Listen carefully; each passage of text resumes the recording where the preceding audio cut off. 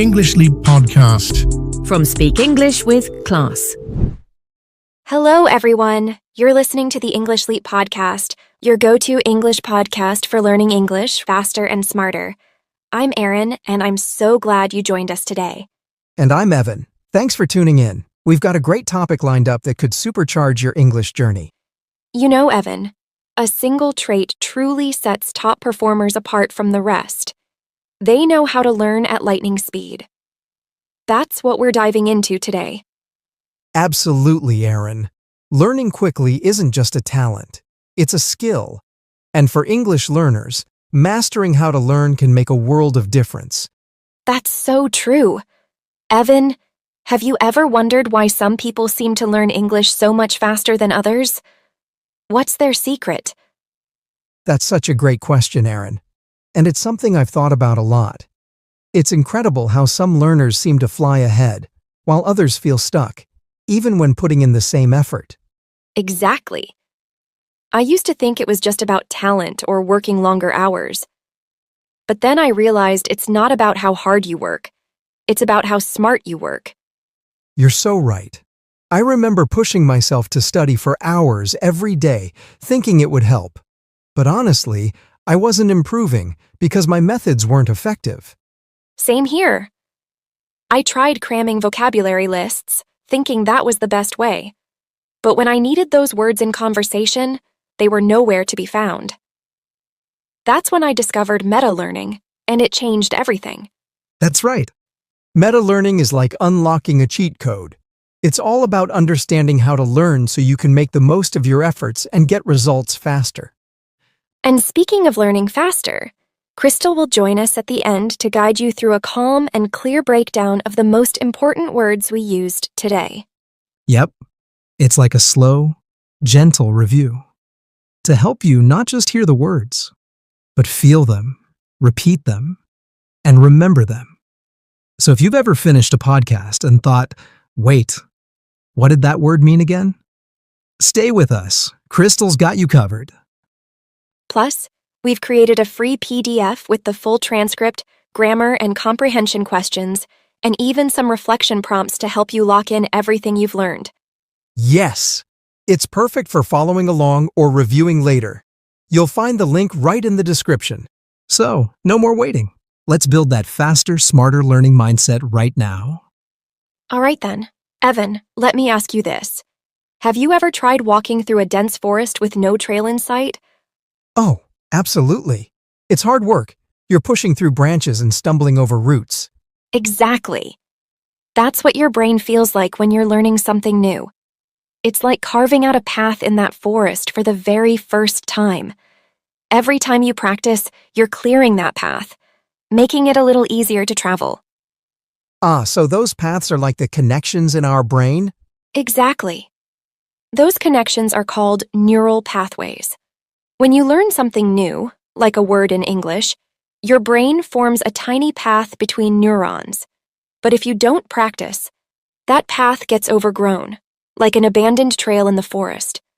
So the more you practice, the clearer and smoother the path becomes? Yes. And here's where it gets exciting. Every time you make progress, your brain rewards you with dopamine, which is like a little, yay, you did it signal. It's like when you're playing a video game and you complete a level or achieve a milestone. That reward motivates you to keep going, right? Oh, totally. I love that feeling in games when you unlock a new achievement or get a bonus. It makes you want to dive right into the next level to see what's coming. Exactly. Your brain works the same way when you're learning. Whether it's mastering a new word or understanding a tricky grammar rule, that little hit of dopamine pushes you to keep learning. Just like a game's rewards keep you playing. But what happens when progress feels slow? Like when you're stuck on a level in a game? That can be so frustrating. That's a great comparison, Evan. When progress slows down, your brain stops giving you those dopamine rewards. It's like being stuck on a challenging level in a game where no rewards are coming your way. It's tempting to just quit. Right. But in games, I always try again because I know there's a reward waiting if I push through. Exactly. And that's the mindset we need for learning too. If you stay consistent, even celebrating small wins, like nailing a phrase in a conversation. It keeps that dopamine flowing and motivates you to push through the tough parts. So, learning is like leveling up in a game. You keep clearing the path, building stronger connections, and celebrating every small win along the way. That's right, Evan. The key is to treat the process like a journey. Every step matters, and every milestone is worth celebrating. So, Aaron, now that we know how the brain works, what does the learning journey actually look like? It's like climbing a mountain. There are 4 key stages. The first stage is starting out, and this is where most people feel like they're carrying a heavy backpack uphill. Everything feels awkward, slow, and overwhelming. Oh, I know that feeling. When I started learning English, even saying hello felt like a struggle. Exactly. But here's the thing. You're laying the foundation. Then comes stage 2, gaining momentum or the improvement stage. This is when you find your rhythm. The climb feels easier, and you start noticing progress. I remember that. Like the first time I watched an English show and didn't need subtitles for the whole episode. That's the best feeling. But then, every learner hits stage 3, hitting a wall, also called the plateau. Imagine you're halfway up the mountain, and suddenly, the trail disappears. Oh, that's so accurate. I've been there. It feels like you're stuck, and no matter how hard you try, you can't see progress. It's tough, but this is the make or break stage. If you push through, you'll reach stage 4, reaching milestones, or the success stage. This is where you get to the top of the mountain and enjoy the view. That's such a great metaphor. But that plateau stage, the wall, can really knock you down. It can. But the good news is, there are ways to push through. And that's what we'll talk about next. Staying motivated when the climb feels impossible. So, Aaron, let's be honest. That plateau stage can feel like walking in circles without a map. How do you keep going when you feel like you're not moving forward? Great question, Evan. Imagine this. You're walking through a desert, and it feels endless. But then you see a small oasis up ahead. That's what motivation is, those small wins that keep you going. I like that. So how do we find those oases when learning English? The first step is to focus on your why. Why are you learning English? Is it to get a better job, travel confidently, or connect with people? That's your guiding star. That's so true. I always think about how much easier it'll be to chat with friends abroad or feel confident ordering food in a foreign country. Exactly. And the second step is to celebrate small wins. It's like marking checkpoints on your journey. Did you finish a short conversation? Great. Did you learn 5 new words today? Fantastic. That's a great point. Sometimes we focus so much on the big goal, we forget to celebrate the progress we're actually making. Exactly. Another way to stay motivated is to change your scenery. If you're bored, try something new. Join a conversation group, watch a different type of show, or even learn through music. I've done that. Listening to English songs helped me pick up slang and pronunciation in a fun way. That's a great example, Evan. And finally, don't be afraid to take breaks. Rest is like recharging your battery. It gives your brain time to process and absorb what you've learned. So, to everyone listening, remember, the journey might feel long, but every small step counts. Stay patient, celebrate the little things, and keep your why in mind. Exactly, Evan. Learning English is a journey, and every step, no matter how small, gets you closer to the finish line. All right, Evan, let's dive into some practical strategies for learning faster and smarter. These methods can truly transform how you approach learning English. Absolutely, Aaron. I'm all for strategies that save time and deliver results. So, where do we start? Let's start with the 80-20 principle. It's simple. 80% of your results come from 20% of your efforts. So, instead of spreading myself thin, I should focus on the few things that give the biggest results? Exactly. Think about vocabulary, for example. Instead of learning 10,000 random words, focus on the most common 1,000 words used in daily conversations. Those will cover the majority of what you'll encounter. That makes so much sense. It's like in cooking, mastering basic techniques can help you make almost any dish. Exactly. Focus your energy on the essentials, and the rest will fall into place. I've heard a lot about journaling. How does it actually help with learning faster? Journaling helps you stay aligned with your purpose. Ask yourself, why am I learning English? What's my goal? Maybe it's to travel, get a new job, or connect with people. Writing it down reminds you why it's worth the effort. That's so true. When I think about having easy conversations with friends abroad, it keeps me motivated. Exactly. It's like setting a compass for your learning journey. It keeps you on track and focused. Okay, Evan, have you ever learned something new, felt excited about it, but then completely forgot it the next day? Oh, so many times. It's like cramming for a test and then waking up the next day with a blank mind. Exactly. That happens because when you first learn something, it's stored in your short-term memory. Think of short-term memory like a notepad. It holds temporary information, but if you don't review it, it gets erased to make room for new stuff. So, how do we stop that from happening? By practicing and revisiting what you've learned. When you repeat something again and again, your brain decides it's important and moves it to your long-term memory. Think of it like shifting files from your computer's desktop to a permanent hard drive. That's a great way to put it. So repetition is like convincing your brain to save the information for good? Exactly. Imagine you're drawing a line in the sand. The first time, it's faint and can easily be washed away. But the more you go over it, the deeper the line becomes, until it's carved permanently. That's how long-term memory works. So every time I use a new word or phrase, it's like carving that line deeper, making it harder to forget. That's right. And here's another way to think about it. Your brain is like a garden. When you plant a seed, it won't grow unless you water it regularly. If you don't practice, that seed of knowledge withers. But if you nurture it through repetition, it grows strong and becomes a permanent part of your mind. That's such a powerful metaphor.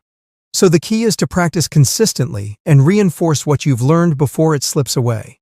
Exactly, Evan. The more you practice, the more natural it becomes. Soon, you'll recall it effortlessly, like riding a bike.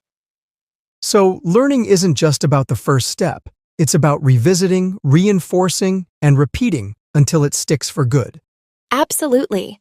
That's how you take what starts as short-term memory and transform it into lasting knowledge that you can use anytime, anywhere. I've noticed that feedback makes a huge difference. What's your take on it? Feedback is like a mirror. It shows you where you're doing well and where you need improvement. Without it, you might keep making the same mistakes. That's true. I used to mispronounce words until someone pointed it out, and now I make a conscious effort to say them correctly. Exactly. Whether it's from a teacher, a language partner, or even an app, feedback helps you refine your skills and grow faster. Now, let's talk about mindset. How you see yourself can either push you forward or hold you back. What do you mean? If you see yourself as someone who isn't good at languages, you'll act accordingly. But if you start identifying as a confident English learner, your actions will reflect that belief. It's like telling yourself, I'm a runner, even if you're just starting out. It changes how you approach it. Exactly. Shift your mindset, and the results will follow. What about those moments when learning feels really hard? That's a sign of growth, Evan. Think of it like working out. Your muscles feel sore because they're getting stronger. So, the struggle means I'm making progress? Exactly. Embrace the discomfort. It's proof that you're challenging yourself and getting better. Wow, Aaron, we've covered so much already. From how the brain works during learning to the stages of growth and staying motivated, it's been such an insightful discussion. Absolutely, Evan. But before we move forward, let's take a quick pause to dive into some key vocabulary from today's episode. And who better to help us than our vocabulary expert, Crystal? Take it away, Crystal. Hey, Aaron, thanks. Hi, friends, it's Crystal, and it's time to slow things down. Let's gently go over some of the most powerful words from today's episode. You'll hear them, say them, and feel them stick. Let's begin. Supercharge. To supercharge means to give something extra power, to boost it quickly. Example, adding a short morning walk can supercharge your focus for the day. Repeat after me. Adding a short morning walk can supercharge your focus for the day. That's a strong start. Now here's a softer one. Trait. A trait is a personal quality, something that shows who you are. Example, patience is an important trait for any good teacher. Say it with me. Patience is an important trait for any good teacher. Let's keep going. Next, we have a smart one. Meta-learning. Meta-learning means learning how to learn. It's like discovering the best study method for your own brain. Example, he used meta-learning to discover that he learns best by speaking, not writing. Say it with me. He used meta-learning to discover that he learns best by speaking, not writing. Very helpful. Let's talk about a word every student knows. Cramming. Cramming means learning a lot in a short time, usually last minute. Example, he was cramming for his English test and didn't sleep all night. You can repeat after me. He was cramming for his English test and didn't sleep all night. Whew, we've all done that. Now something more visual. Trail. A trail is a path or track, often created by repeated use. Example, they followed a narrow trail through the forest to find the hidden waterfall. Say it with me. They followed a narrow trail through the forest to find the hidden waterfall. Let's keep walking. Now, let's look at what happens when something is forgotten. Abandon. To abandon something means you leave it behind. You stop caring for it, and you don't return. Example, they had to abandon the house after the flood. Repeat that with me. They had to abandon the house after the flood. Simple, but it says so much. Here comes a powerful science word. Neuroplasticity. Neuroplasticity is your brain's ability to change, grow, and adapt, even as an adult. Example, thanks to neuroplasticity, it's never too late to learn English. Say it with me. Thanks to neuroplasticity, it's never too late to learn English. Isn't the brain amazing? Now a word that describes a tough phase. Plateau. A plateau is when your progress feels stuck, flat, like nothing is changing. Example, after weeks of progress, she hit a plateau and felt discouraged. You try it now with me. After weeks of progress, she hit a plateau and felt discouraged. Don't worry, it's just a pause, not the end. Let's pick up speed again. Momentum. Momentum is forward motion. Once you start, it becomes easier to keep going. Example, once he built momentum, reading in English became a daily habit. Say this one with me now. Once he built momentum, reading in English became a daily habit. Great rhythm. Here's a feel-good one. Dopamine. Dopamine is your brain's reward chemical. It makes you feel proud when you make progress. Example, she felt a rush of dopamine after finishing her first English podcast episode. Repeat that out loud with me. She felt a rush of dopamine after finishing her first English podcast episode. Yes, that's your brain cheering for you. And let's end with something grounding. Stay aligned. To stay aligned means to stay connected to your purpose, your why. Example, he writes in his journal every morning to stay aligned with his goals. Let's say that one more time together. He writes in his journal every morning to stay aligned with his goals. You're doing that just by listening. That's all for today. You listened, repeated, reflected. That's how real learning happens. I'm proud of you, and I'll see you in the next one. Thank you, Crystal. That was fantastic. I love how you made each word so easy to understand with those examples. Absolutely. The example sentences were so relatable. I'm definitely going to work on using plateau more often. It's such a useful word, especially for talking about learning journeys. Me too, Erin. All right. That's a wrap for today's episode of the English Leap podcast. We hope you found these tips helpful and inspiring. Remember, learning English is a journey, and every small step counts. Keep practicing, stay motivated, and celebrate your progress. Thanks for listening, and don't forget to grab the free PDF with all the key points from today's episode. It's linked in the description. Until next time, keep leaping forward in your English learning. Bye for now.